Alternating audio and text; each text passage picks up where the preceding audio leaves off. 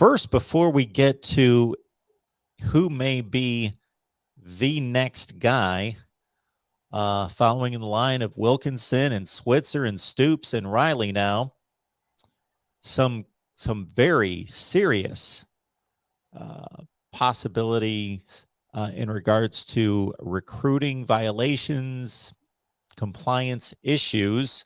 If you could kind of take us through what's known and what's out there right now. My gosh, Mark. I mean, I don't think you could make this up. So, Lincoln Riley at his press conference a couple of days ago, when he was introduced as a new coach at USC, had talked about the staff members that were going with him. Alex Grinch was one, obviously as the defensive coordinator. Benny Wiley was one as the strength and conditioning coach. Clark Stroud was another, and kind of talked about some of the guys that he had, and then would certainly work to fill out the new staff. So, and I think there was a couple that most people in Norman and around the program thought probably would follow Lincoln Riley, specifically because they had been with Alex Grinch for quite some time. And so two of those were Brian Odoms and Roy Manning. Roy Manning has been the cornerback coach for Oklahoma over the last few years since Alex Grinch has come. And so he had been with Bob Stoops as soon as I think Monday night, maybe even Sunday night, recruiting locally in the Tulsa area here. And but I think what had kind of come to the forefront last night, Mark, was that while Roy Manning was actually recruiting with Bob and taking some of those in-home visits, he was kind of secretly on the phone talking to some USC potential commitments, and it was a player. It was a USC, Damani Jackson, I believe is the kid's name, who went on Twitter and basically said appreciate Roy and tagged Roy Manning in the tweet. Appreciated him, for reaching out and talking to him, and he was between, I think, USC and another team. I'm not sure the two. I believe it's Michigan. Yeah, I think that's right. Yeah, I think that's right.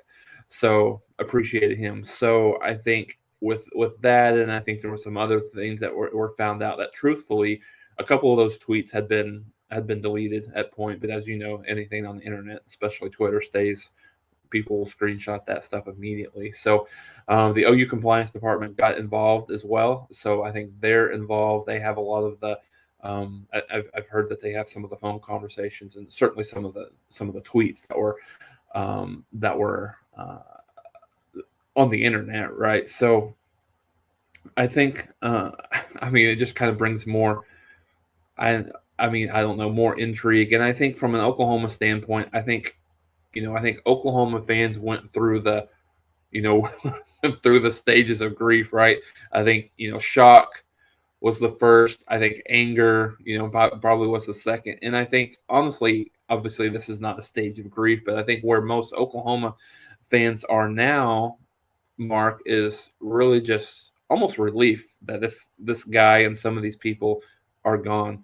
Because it was said in previous occasions from Lincoln Riley that he was not necessarily thrilled with the strictness of Oklahoma's compliance department. So was it because they wouldn't let him cheat, or was it because that he felt that maybe they were a little too strenuous on some things that had to do with practice time and weightlifting time and stuff like that. So it's bizarre. I think this is something that will. Obviously the story will continue to unfold. I think it's something that I think there's enough hurt feelings right now and anger, animosity with the Oklahoma administration and Lincoln Riley right now that I think Oklahoma will certainly pursue something, whether it be, at the very least you have a current University of Oklahoma coach member recruiting for another school, on OU's dime. So I think that's interesting. So yeah, I mean, I think as more comes out of this, we'll obviously hear some more. But um, I think Oklahoma will absolutely pursue whatever they can, whether it be a lawsuit or whatever, in this situation. But very, very bizarre. So everyone watching right now, understand the significance and the weight of this situation. It would be like you in your particular industry continuing to be paid by your employer and then going to a direct competitor when you're on the clock for your employer and doing work for the competitor at the same time, especially when there's a direct competition for goods and services, in this case, athletes. And I'm trying to picture this. Would he be in the home of Oklahoma recruits that USC is not interested in pursuing them for Oklahoma while he's on the side making contacts with the players that they're looking to sign at USC? Yeah, I mean, I think that's the concern, Mark. I mean, when this kind of came to light, now he's wondering. I mean, now I think in these in-home visits that he's been with Bob Stoops on, I mean, that's a little bit difficult to do that right in front of I mean, temporarily, obviously, right in front of the head man. But from everything that I've heard, he's either in his car, he's sneaking out to a room, a bedroom, or whatever it is, and either texting or calling some of these other USC recruits at the same time. I mean, it's a recruiting is a shady business just in general, I think, at the college game, Mark. But I think this brings a whole new level, a whole new, a whole new meaning to it. But no, I'm with you. I'm trying to picture the same thing, and I mean, I mean, this is very morally unsound, but I mean, I would compare it to maybe someone cheating on their wife in terms of going to a bedroom and making a phone call or something like that. But I know it's a terrible comparison, but just kind of understanding the optics of it, that's the way that I would kind of envision some of these things happening. Just kind of sneaking off, sending a text, making a call, whenever they can. Yeah, it's plain and simple. There is a gray line there somewhere, not here, but if a particular person knows, okay, in a few days I'm going to be accepting another job, but I'm still going to, while I'm being paid, I'm going to stay loyal, at least in my duties and tasks for my current employer. Many of us have been in that situation where we've taken another job, but we still have 2 weeks or 3 weeks left, and we fulfill that obligation. We're being paid. We continue to work and do our due diligence for our current employer. Then, when we make the break, we leave officially and move on from there. But oh my goodness, yeah, just the level of corruption to be paid by one institution again. And we're talking about direct competition. We're not talking about a situation where you're selling insurance as your main job and then running down the street to work at McDonald's on the side.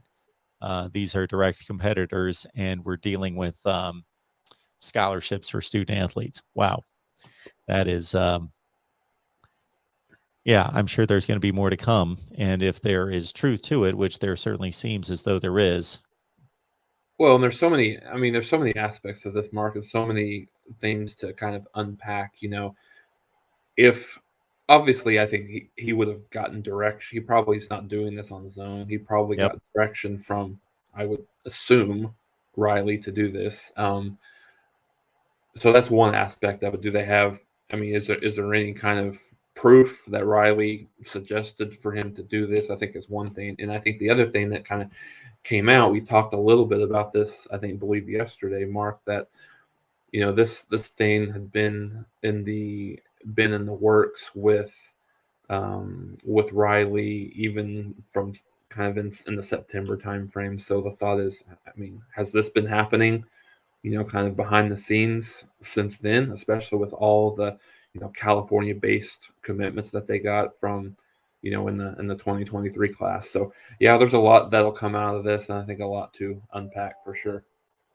Yeah, the assumption that you just made is not necessarily much of an assumption because it only makes sense. And we've seen this type of situation repeated in, again, this industry and others, that why would anyone act alone? Why would you still be employed by Oklahoma, even if you know you're jumping ship and going to USC, and without the direction of your superior, just start haphazardly risking your own career and risking relationships and doing something that really wouldn't benefit you directly without some direction from the top. So it just doesn't make any sense that anyone would act alone in that way. So, wow, if this can be tangibly connected and legally connected to Lincoln Riley, then I don't know how much power the NCAA still has, but it seems to, in the area of sanctions and allegations and NCAA violations, still have as much power as it always has, although it's been lost in other areas. So, this, can you imagine? Oh my goodness. Can you imagine Lincoln Riley getting slapped with major violations before he even coaches a game at USC? Would be crazy, but wouldn't be surprising at this point based on, all that's transpired over the last 24 hours for sure. So, Oklahoma fans, sometimes things that don't necessarily look to be to your best interest on the surface may, in the long run, turn out to be a good thing. We shall see.